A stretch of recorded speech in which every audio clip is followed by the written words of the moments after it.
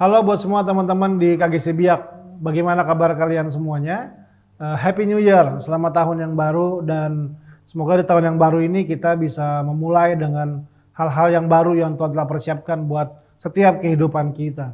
Nah, pada pagi hari ini izinkan saya berbagi tentang kata ini, encounter. Bahwa sebuah perjumpaan yang Tuhan izinkan hadir dalam kehidupan kita. Di dalam journey atau perjalanan kehidupan kita, Tuhan sering mengizinkan ada perjumpaan-perjumpaan yang Dia bawa dan saya percaya di dalam setiap perjumpaan yang Tuhan izinkan terjadi, Tuhan taruh sebuah tujuan di situ. Tidak ada perjumpaan tanpa sebuah persiapan. Tidak ada perjumpaan tanpa sebuah tujuan di baliknya. Contohnya adalah kenapa kita beribadah bersama-sama. Kita tahu bahwa hari ini, pada jam ini adalah jamnya ibadah KGC. Makanya teman-teman gak buat acara lain, gak pergi ke tempat lain, gak buat kegiatan lain, karena teman-teman sudah mempersiapkan sebuah waktu dengan tujuan ada perjumpaan di mana kita bisa bertemu dan beribadah bersama-sama. Nah, karena itu sebelum berbicara tentang kata encounter atau berbicara tentang kata perjumpaan, kita perlu memahami dulu bahwa di balik sebuah perjumpaan ada alasan. Di balik sebuah encounter, Tuhan taruh sebuah tujuan itu. Ini adalah hal yang sebenarnya kalau teman-teman sadarin, sangat sering saya bahas dalam perjumpaan-perjumpaan kita. Tapi saya jelaskan sekali lagi, karena kita harus memulai dari sini, sehingga kita bisa memahaminya. Oke, saya baca sebuah ayat dari kitab Yesaya pasal 46, ayat 9 sampai ayat 10. Kitab Yesaya pasal 46, ayat 9 sampai 10. Demikianlah firman Tuhan. Ingatlah hal-hal yang dahulu dari sejak purbakala, bahwasanya akulah Allah dan tidak ada yang lain, akulah Allah dan tidak ada yang seperti aku, yang memberitahukan dari mulanya hal yang kemudian dan dari zaman purbakala apa yang belum terlaksana, yang berkata keputusanku akan sampai dan segala kehendakku akan kulaksanakan. Nah, waktu kita baca ayat ini, kalau Anda teman-teman sadari, ini udah beberapa kali saya bahas, tapi kita memulainya dari sini terlebih dahulu. Jadi saya mereview ulang tentang hal yang menurut saya sangat esensi yang perlu kita pahami sebelum kita memahami kata encounter dalam kehidupan kita. Nah, memang dalam bahasa Indonesia, ayat ini cukup agak rumit untuk bisa dipahami ya. Yang memberitahukan dari mulanya, hal yang kemudian, dari zaman purbakala, hal yang belum terlaksana gitu. Tapi waktu saya melihat dari bahasa Inggrisnya, ayat ini cukup jelas menjelaskan apa yang Tuhan maksud dari apa yang dia sampaikan ini. Ayat ini di bahasa Inggrisnya berkata seperti ini. I set the end from the beginning. Wow. Sekali lagi firman Tuhan berkata dalam bahasa Inggrisnya, I set the end from the beginning. Artinya Tuhan adalah Allah yang mempersiapkan the end, yang setting the end dari awalnya. Tuhan adalah Tuhan yang terlebih dahulu mempersiapkan sampai akhir, sampai selesai, baru Dia memulai. Artinya Tuhan tidak akan mengizinkan Anda lahir di muka bumi ini sebelum Dia mempersiapkan seluruh yang Dia telah mau Anda jadikan dalam kehidupan Anda, baru Dia mulai. Atau dengan kata lain, ini yang saya percaya.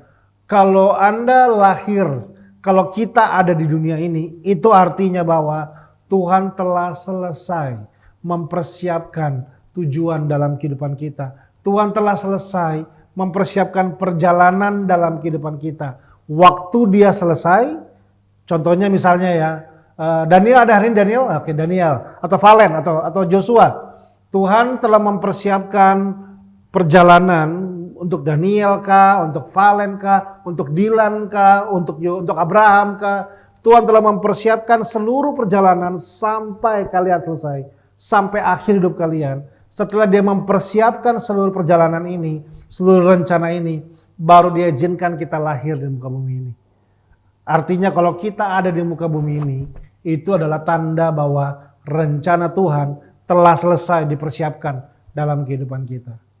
Tetapi di dalam perjalanannya, ini yang kita temukan, Tuhan selain adalah Allah yang mempersiapkan rencana hidup kita, tapi dia juga memberikan kepada kita yang namanya kehendak bebas. Artinya kita pun bebas memilih.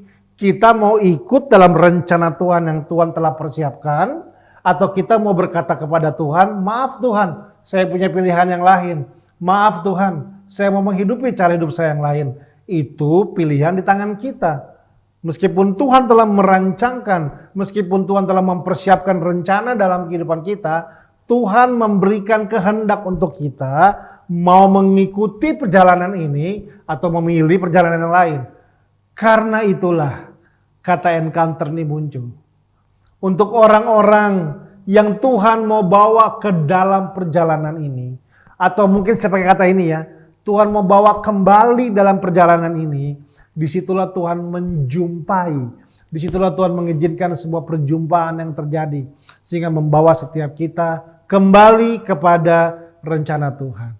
Nah, sebuah contoh dalam sebuah perjalanan, saya ingin mengangkat cerita tentang salah satu tokoh yang sangat influential, sangat fenomenal, sangat punya pengaruh besar dalam sejarah terutama bangsa Israel, yaitu seorang tokoh yang bernama Musa.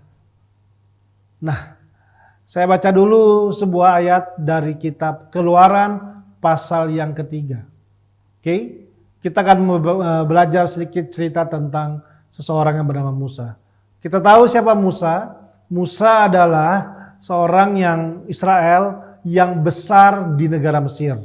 Saya nggak akan cerita panjang di situ. Kita tahu dari kecil Musa diselamatkan oleh kakaknya dan mamanya, dan dia dirawat oleh putri Firaun dan besar di bangsa Mesir. Dia mempelajari budaya Mesir, dia mendapatkan pendidikan yang terbaik, pendidikan raja. Dia mendapatkan fasilitas anak raja. Dia dibesarkan sebagai orang yang sebenarnya dipersiapkan sebagai calon pengganti Raja Firaun. Dia dibesarkan dengan pendidikan Mesir, dia dibesarkan dengan pendidikan yang luar biasa, fasilitas yang luar biasa. Itulah Musa. Sampai kita tahu ceritanya dalam kitab Keluaran pasal kedua, ketika dia dewasa, dia mulai melihat dirinya, mulai melihat keadaannya, dia mulai menemukan sesuatu yang janggal.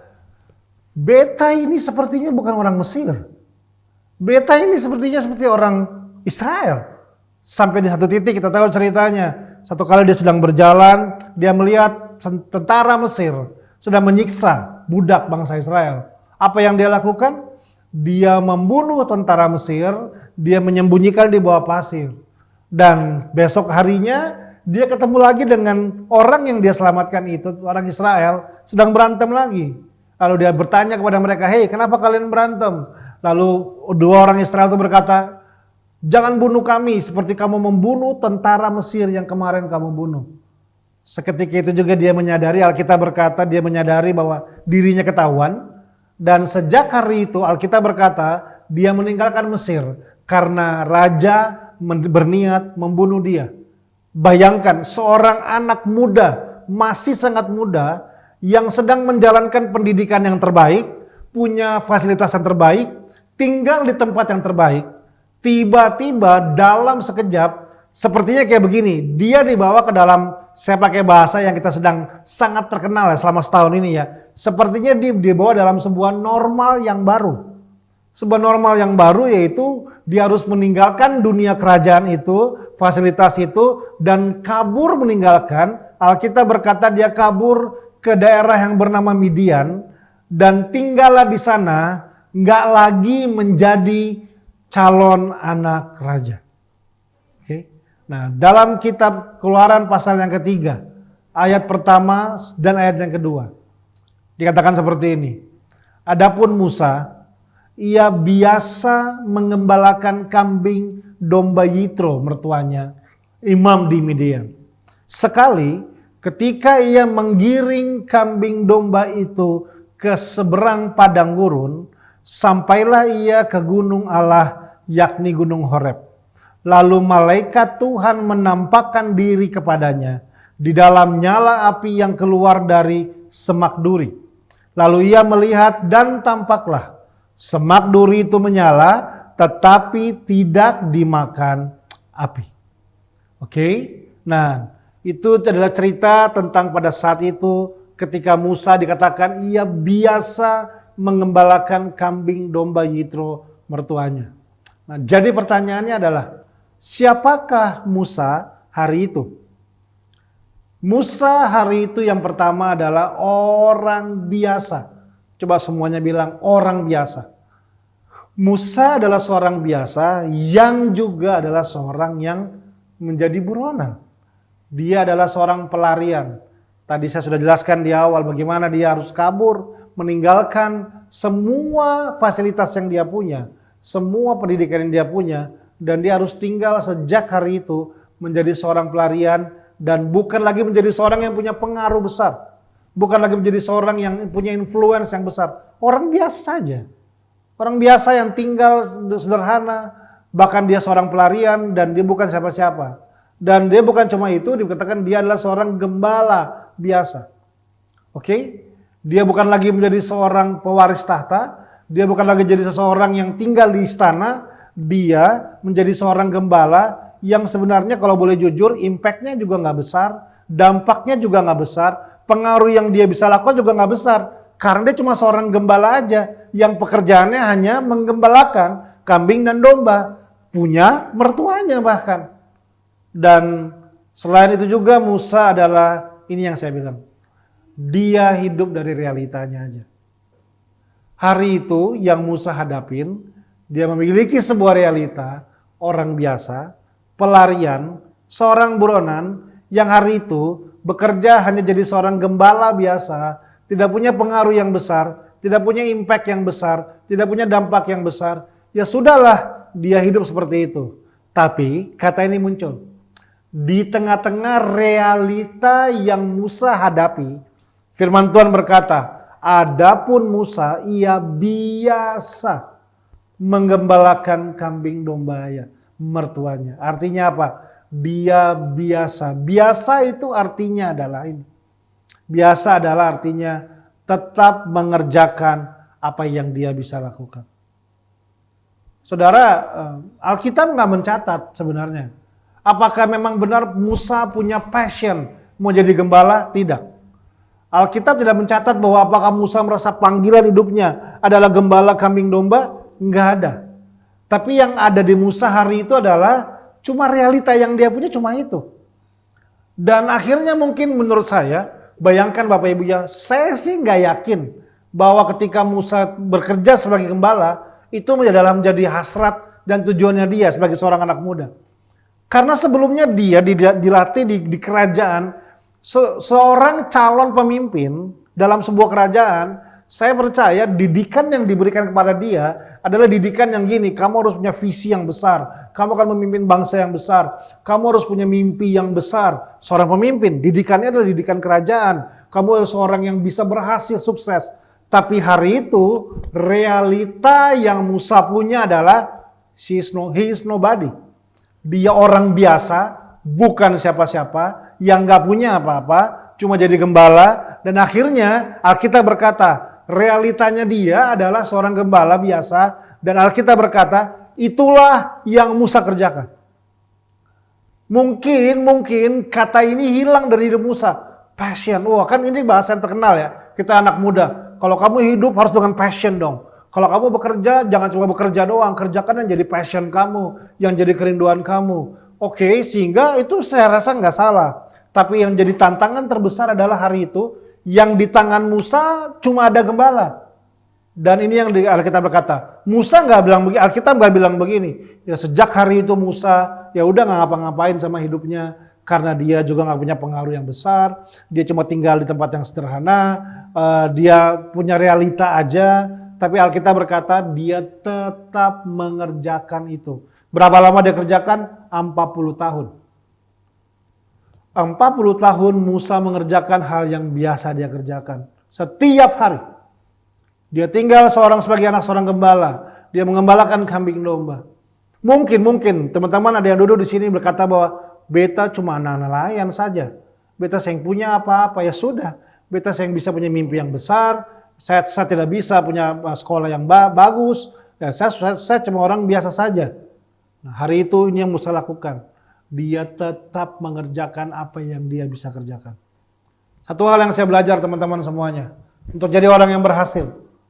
Benar kita belum punya mimpi yang besar, benar kita belum punya passion, benar setiap orang pengen mengerjakan apa yang jadi passionnya. Tapi saya belajar ada sebuah proses yang perlu kita lewatin yaitu dengan proses ini. Mengerjakan apa yang bisa kita kerjakan. Kalau hari ini yang kita cuma bisa adalah mengerjakan hal yang mungkin jauh dari yang kita mimpikan. Tapi setidaknya kita mampu mengerjakan itu. Kerjakanlah. Musa mengerjakannya nggak tanggung-tanggung. 40 tahun dia biasa mengembalakan kambing domba. Yang Alkitab sendiri tidak menceritakan apakah memang itu tujuan atau passionnya Musa atau panggilannya Musa apa enggak. Tapi dia tetap mengerjakan setiap hari, dia melakukan hal yang sama, setiap hari dia melewati tempat yang sama, setiap hari ini mungkin yang saya sering bilang, dia bangun pagi, saat teduh dulu, mandi, sarapan, mungkin dia makan dengan ikan kah, makan dengan ubi kasbi kah, makan dengan yang lain kah, lalu dia pagi-pagi dia berangkat. Kemana? Ke kantor? Tidak, ke kandang domba. Buka kandang, bawa domba keluar, jalan naik Gunung Horeb, sampai kasih makan di padang, kasih minum di sungai, bawa naik Gunung Horeb, mungkin sampai di sunset tengah sore-sore, bawa turun lagi ke bawah, taruh di kandang ke rumah, Musa pulang ke rumah, mandi, makan, istirahat, besok pagi pergi ke kandang lagi, terus bawa lagi naik ke atas Gunung Horeb, kasih makan di padang, kasih minum di sungai, bawa turun lagi. Musa kerjakan terus 40 tahun lamanya. Mungkin yang dipikiran Musa cuma setiap hari, coba sekarang adalah berapa dombaku yang lahir sekarang? Berapa saya punya kambing yang sudah besar sekarang? Musa sudah mungkin gak memikirkan lagi tentang sebuah visi yang besar, panggilan kah, passion kah, karena dia mengerjakan itu terus selama 40 tahun. Di tempat yang biasa, dengan cara yang biasa, hal yang menjadi rutinitas yang dia lakukan. Sampai tiba-tiba, satu hari, di tengah-tengah perjalanannya dia, di gunung yang dia lewatin setiap hari, di jalan yang dia lewatin setiap hari, tiba-tiba ketika dia sedang berjalan, ada sebuah peristiwa, dia lihat di sebelah kanan, ada semak yang bernyala-nyala. Semak yang bernyala-nyala adalah sebuah tempat perjumpaan. Tapi hari itu Musa tidak tahu. Kita tahu karena kita punya Alkitab. Tapi Musa tidak punya Alkitab. Musa tidak tahu bahwa di balik semak bernyala-nyala ada Tuhan yang akan menghampiri Musa. Tapi ini dia yang penting. Semak yang bernyala-nyala hadir di tengah-tengah biasanya Musa. Semak yang bernyala-nyala hadir di tengah-tengah rutinitasnya Musa. Semak yang bernyala-nyala tidak hadir ketika di kamarnya Musa. Musa yang tidak buat apa-apa, main game saja, baca-baca buku saja. Tidak. Semak bernyala-nyala tidak hadir ketika di saat Musa cuma lagi main-main saja, tidak bekerja, suka-sukanya saja. Tidak. Semak bernyala-nyala hadir di tengah-tengah rutinitas yang terus Musa kerjakan.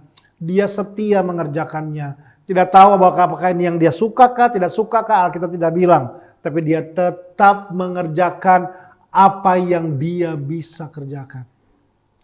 Berapa banyak anak muda yang kadang-kadang merasa, maaf, ini bukan passion saya nggak mau mengerjakannya.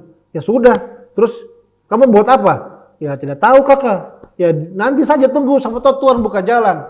Kalau Tuhan terbuka jalan bagaimana? Kalau yang jalan yang terbuka cuma ini saja bagaimana? Kau mau kerjakan kakak? Tidak. Tidak usah kakak, nanti saja. Nah kadang banyak kita kehilangan kesempatan. Kita banyak kehilangan hal besar. Bukan karena Tuhan gak berikan sama kita. Tapi kita tidak menyadari kadang Tuhan jumpai kita. Di tempat yang kita pikir membosankan. Di tempat yang kita pikir salah. Di tempat yang kita pikir bukan panggilan saya. Bukan tujuan buat hidup saya. Tapi kadang di tempat itulah ada sebuah perjumpaan. Ketika Musa biasa mengembalakan kambing dombanya, disitulah semak yang bernyala-nyala itu dijumpai oleh Musa. Nah, hari ini mari lihat hidup kita dengan cara yang berbeda. Kalaupun kita merasa Tuhan tidak adil membawa kita di jalan yang berbeda, itu bukan berarti Tuhan salah tentukan jalan dalam kehidupan kita. Tapi Tuhan mau kita belajar bahwa kadang di tengah-tengah rutinitas yang kita kerjakan, disitulah Tuhan jumpai kita. Buat kita semak bernyala-nyala kita tahu tempat di mana Tuhan menyatakan dirinya kepada Musa. Tapi buat Musa hari itu, dia belum tahu itu. Dan Alkitab berkata, tadi kita baca ya, Tuhan tidak panggil dulu Musa. Alkitab berkata Tuhan diam karena cuma Musa lihat semak bernyala-nyala. Apa sih semak bernyala-nyala? Semak bernyala-nyala saya gambarkan sebagai 3 tempat perjumpaan. Yang pertama adalah semak yang bernyala-nyala adalah tempat encounter dengan Tuhan. Tempat perjumpaan dengan Tuhan. Saya menyadari bahwa hal yang utama yang perlu kita bangun dalam kehidupan kita untuk menjadi anak muda yang berhasil, pemimpin masa depan, mengerjakan kehendak Allah, fulfill kita punya destiny, kita perlu perjumpaan dengan Tuhan. Sebuah semak yang bernyala-nyala adalah tanda tempat di mana Tuhan menyatakan dirinya kepada Musa. Tuhan menyatakan dirinya, pribadinya kepada Musa. Perlu sangat penting untuk kita dalam perjalanan kita, itu perlu punya perjumpaan dengan Tuhan. Kita sedang masuk dalam sebuah tahun yang baru. Setelah melewati 1 tahun 2020 yang penuh dengan mungkin ketidakpahaman kita, ketidakmengertian kita, ada kejutan-kejutan yang baru yang kita alamin dari masalah pandemi, mungkin masalah pekerjaan, masalah pendidikan, sekolah berubah, belajar berubah, semua berubah. Kita perlu menyadari bahwa menghadapi hari besok, menghadapi tahun yang baru ini, yuk milikilah encounter dengan Tuhan. Milikilah sebuah perjumpaan dengan Tuhan. Itu yang Musa bangun, itu yang Musa kerjakan, itu yang Musa persiapkan dalam kehidupannya. Dia memiliki perjumpaan dengan Tuhan di dalam kehidupannya dia. Oke? Nah, itu yang makanya kenapa sehingga akibatnya Musa mengeluarkan sebuah mazmur. Anda pasti tahu mazmur ini. Musa bilang apa? Bila engkau tak bersertaku, ku tak mau berjalan. Salah satu mazmur yang cukup saya pegang dalam hidup saya. Musa bilang begini, jangan suruh saya berjalan kalau Tuhan gak suruh saya. Musa berkata bahwa gini, kalau saya bisa mengerjakan ini bukan cuma karena saya hebat, bukan cuma karena saya punya talenta, bukan cuma karena saya punya fasilitas, bukan cuma karena saya punya kekuatan, tapi yang saya mau apapun yang saya kerjakan, saya tidak akan mengerjakannya, saya tidak akan maju sedikit pun kalau bukan Tuhan yang suruh saya bekerja. Kalau bukan Tuhan yang suruh saya berjalan, kalau bukan Tuhan yang suruh saya mengerjakannya. Musa menyadari bahwa untuk dia bisa berhasil dalam hidupnya, hal yang pertama adalah dia perlu punya perjumpaan dengan Tuhan. Dia perlu punya perjumpaan dengan pribadi yang dia sadar bahwa adalah alasan kenapa dia mengerjakan semua ini. So, mari memulai dari Tuhan. Bukan cuma dari memulai apa yang saya mau raih dalam hidup, apa yang saya mau kerjakan dalam hidup. Tapi mulailah dari Tuhan yang menyatakan dirinya kepada setiap kehidupan kita. Itulah awal sebuah perjalanan yang penting dalam kehidupan kita. Saya percaya bahwa saya punya Tuhan yang selalu punya cara untuk menjumpai kita dimanapun kita berada. So, makanya semak yang bernyala-nyala berbicara tentang perjumpaan dengan Tuhan. Tapi yang kedua, kata encounter atau semak yang bernyala-nyala, itu berbicara juga tentang perjumpaan dengan masa depan. The encounter of the future. Waktu Tuhan menyatakan dirinya kepada Musa di semak yang bernyala-nyala, Tuhan juga menyatakan rencananya kepada Musa.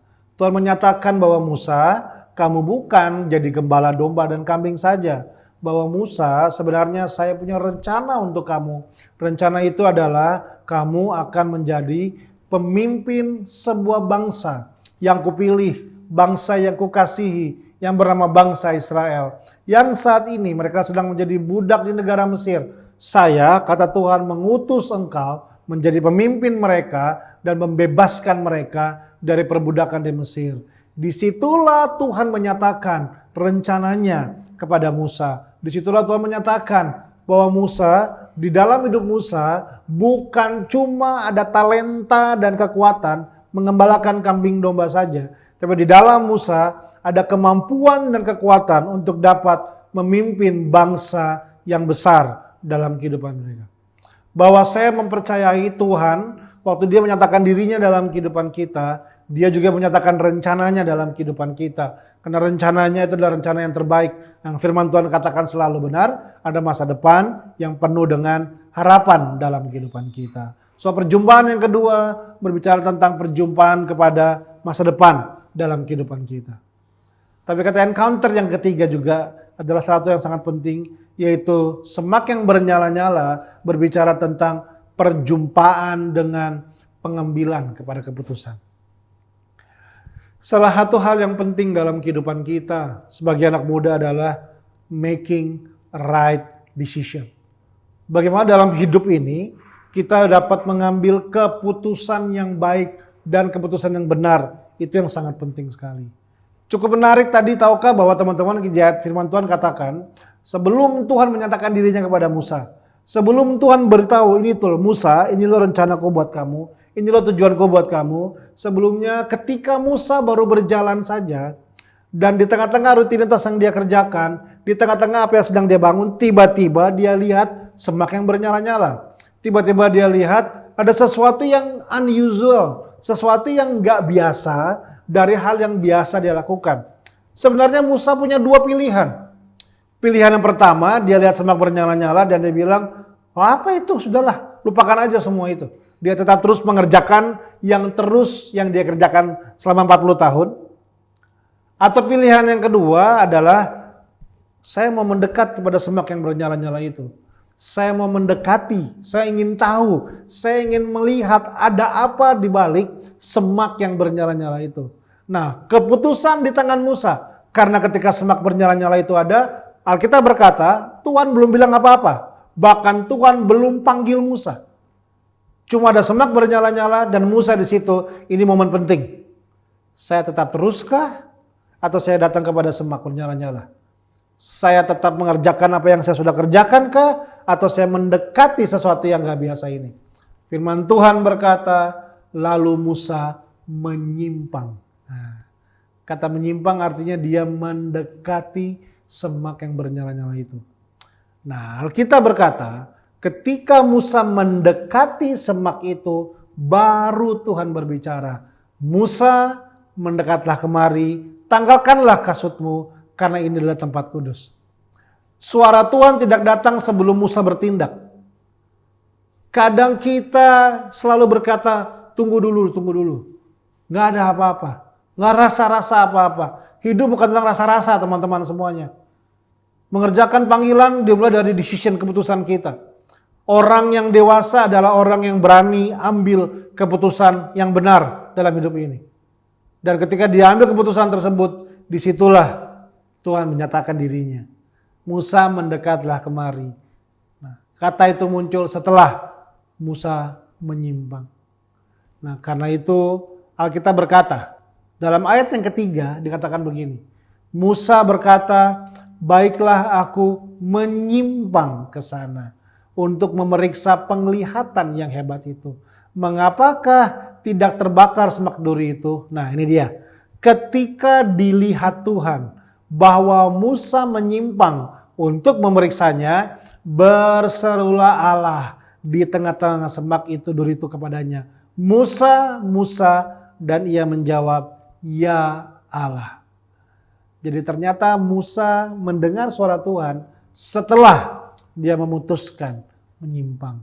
Karena itu semak bernyala-nyala adalah kalau saya boleh bilang ya, the place of decision, gitu ya. Tempat di mana kita mengambil keputusan yang benar dalam hidup. Dan Alkitab berkata, Musa menyimpang ke sana. Nah, berbicara tentang menyimpang, berbicara tentang dua hal. Saya tutup di sini. Oke. Menyimpang berbicara tentang memutuskan untuk percaya. Sekali lagi teman-teman semuanya yang saya kasih, setiap kita, setiap hari, pasti dihadapkan dengan dua hal, kalau saya boleh bilang. Hal yang pertama namanya janji Tuhan. Hal yang kedua namanya realita hidup. Itu selalu setiap hari. Katong mau percaya pada Tuhan pengjanji pak kita, atau katong cuma mau percaya kepada sebuah realita hidup. Karena itu yang dihadapkan, kita mau percaya sama janji Tuhan kah? Atau kita mau percaya sama realita dalam kehidupan. Orang yang menyimpang adalah orang menyimpang kepada semak yang bernyala-nyala, adalah orang yang memutuskan, memilih, percaya kepada janji melebihi realita yang ada. Saya tidak tahu apa yang telah menjadi realita hidup Anda sampai hari ini. Tapi yang saya tahu, Tuhan punya janji buat kehidupan kita. Nah, kekuatan yang perlu kita bangun yang pertama adalah waktu kita memutuskan menyimpang, kita perlu memutuskan untuk percaya pada janji tersebut. Lalu yang terakhir, yang kedua, setelah kita memutuskan untuk percaya, yang kedua kita harus memutuskan untuk melangkah. Yaitu mempercayai apa yang kita percayai dan mengerjakan apa yang kita percayai. Melangkahlah, Musa mendekati, Musa mengambil sebuah langkah. Kadang langkah itu bisa susah, kadang memutuskan mengambil langkah itu nggak mudah. Kadang ada pengorbanan yang mesti kita korbankan. Kadang kita harus membayar harga yang nggak murah. Kadang kita harus berani menghilangkan. Kadang-kadang kita punya kesenangan kah? Kadang-kadang kita punya kepentingan-kepentingan pribadi kah? Tapi saya tahu bahwa orang-orang yang terbiasa mengutamakan kepentingan Tuhan dalam hidupnya, mereka adalah orang-orang yang sama juga yang terbiasa merelakan kepentingan pribadinya di bawah dan membawa kepentingan Tuhan di atas dari apa yang dia mau dalam kehidupannya. Kita punya kehendak, kita punya keinginan, tapi kita perlu belajar bahwa Tuhan juga punya keinginan buat hidup kita. Tuhan juga punya kehendak dalam kehidupan kita. Melangkah, berbicara, mengorbankan kepentingan pribadi demi kepentingan Tuhan. Itu yang terjadi dan dilaksanakan dalam setiap kehidupan kita. Ingat baik-baik, Tuhan punya rencana buat kehidupan kita. Dan dia tahu persis yang terbaik yang dia mau kerjakan dalam kehidupan kita. So, memasuki tahun 2021 ini, saya mengajak semua teman-teman KGC untuk yuk, jumpailah semak yang bernyala-nyala itu. Hadirkanlah dirimu untuk bisa menyimpang kepada semak yang bernyala-nyala itu. Tempat di mana kita berjumpa dengan Tuhan. Tempat di mana kita berjumpa dengan masa depan kita. Tempat di mana kita berjumpa dengan keputusan yang perlu kita ambil demi rencana Tuhan digenapi dalam kehidupan kita. Selamat memasuki tahun yang baru. Mari kita memulai journey ini dengan mempercayai Tuhan punya rencana, Tuhan menyertai kita, dan kita berani menjadi orang-orang yang siap mengambil keputusan yang benar dalam hidup ini. Kita berdoa bersama-sama. Tuhan berkati seluruh teman-teman di keluarga besar KGC Biak. Dalam hidup mereka Tuhan punya rencana yang besar. Aku berdoa tidak ada rencana Tuhan yang gagal. Semua jadi seperti yang Tuhan mau. Berkati semua yang ada di sana. Tuhan nyatakan rencanamu. Dan kami berdoa rencana Tuhan itu yang terbaik. Dalam nama Tuhan Yesus kami berdoa dan bersyukur. Haleluya. Amin. God bless you semuanya.